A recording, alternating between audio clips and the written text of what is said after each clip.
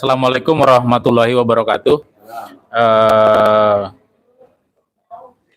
Kawan-kawan buruh dimanapun berada dan juga seluruh rakyat Indonesia yang saya hormati, saya kira tadi sudah disampaikan oleh Pak Arief dan juga Pak Haji Asep bahwa kami semua, terutama yang tergabung di dalam Aliansi Aksi Cita Buruh, telah berkesimpulan dan bersepakat menyatakan sikap kita menolak tentang tapera, ya, menolak kaum buruh upahnya dirampok oleh rejim Jokowi, ya, untuk membiayai defisit APBN, untuk membiayai IKN, untuk membiayai makan siang gratis, untuk membiayai tentang proyek strategis nasional.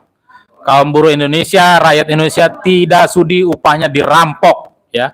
Dan ini memiliki alasan yang sangat kuat, ya, bahwa rencana tapera ini adalah bagian dari skema jahat yang akan dijalankan oleh rejim Jokowi dan juga rejim yang akan melanjutkannya, yaitu terutama adalah anaknya, ya.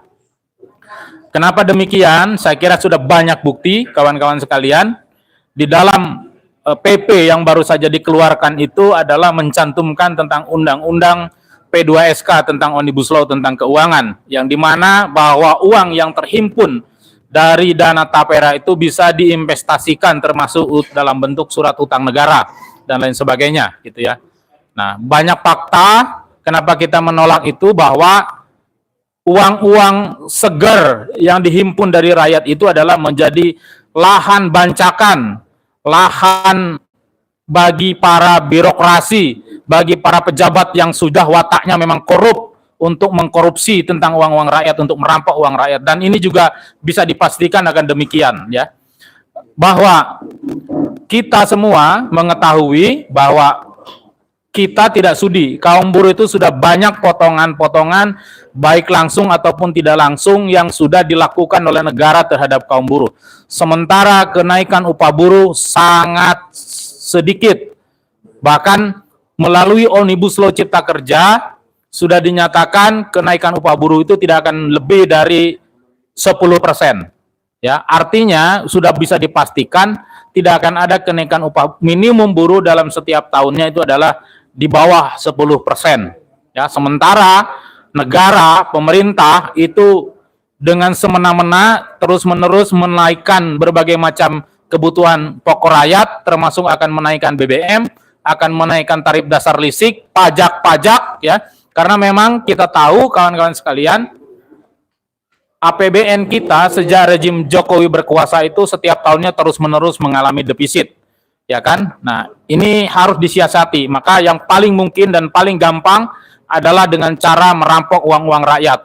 Ini menunjukkan bahwa rejim ini adalah tidak kreatif, ya. Dia tega terhadap rakyat, tapi dia begitu menyanjung, begitu mengabdikan dirinya kepada kekuasaan kapitalis monopoli asing. Kalau memang ingin membiayai DPN yang defisit, ingin menyediakan hunian yang layak bagi rakyat, karena itu adalah kewajiban negara, bukan merampok uang buruh, tapi bagaimana pastikan sumber daya alam itu adalah seperti tambang, baik emas, nikel, dan berbagai jenisnya itu adalah dikuasai negara sepenuh-sepenuhnya dan digunakan sepenuh-penuhnya untuk kemakmuran rakyat, untuk membiayai hidup rakyat, termasuk menyita seluruh perkebunan-kebunan kelapa sawit yang dikuasai oleh korporasi-korporasi yang sangat berlebih-lebihan dan bagikan kepada rakyat, supaya yang dibutuhkan oleh rakyat itu bukan potongan, tapi adalah kenaikan pendapatan, kenaikan upah, supaya bisa membeli rumah, bisa hidup dengan layak.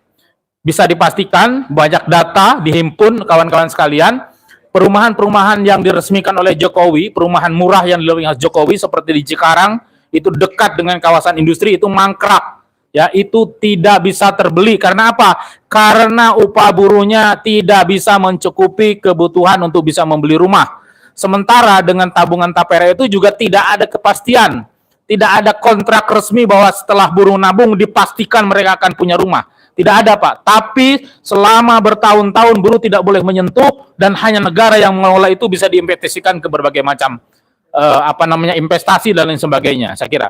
Maka kita menolak, ya, atas nama peraturan, atas nama kebijakan, berlindung di balik gotong royong dan lain sebagainya untuk merampok upah buruh. Sekali lagi kita menuntut kepada rejim Jokowi, kepada Presiden yang terhormat Insinyur Joko Widodo untuk segera mencabut Undang-Undang Tapera dan menghentikan merampok upah buruh melalui Tapera. Ya, saya kira itu saja dari saya, dan dipastikan kawan-kawan Aliansi Akis Juta Buruh akan terus berkonsolidasi, akan memastikan untuk melakukan berbagai macam langkah hukum, baik gugatan ke Mahkamah Konstitusi, ke Mahkamah Agung, termasuk juga aksi-aksi yang akan dijalankan di daerah dan juga di nasional, yang nanti akan diumumkan waktu dan tanggalnya yang pas dan bisa menggerakkan seluruh kaum buruh Indonesia. Untuk itu, saya kira kaum buruh dimanapun berada dan bergabung di dalam organisasi apapun, baik yang berserikat atau tidak berserikat, mari kita bergerak bersama kawan-kawan sekalian.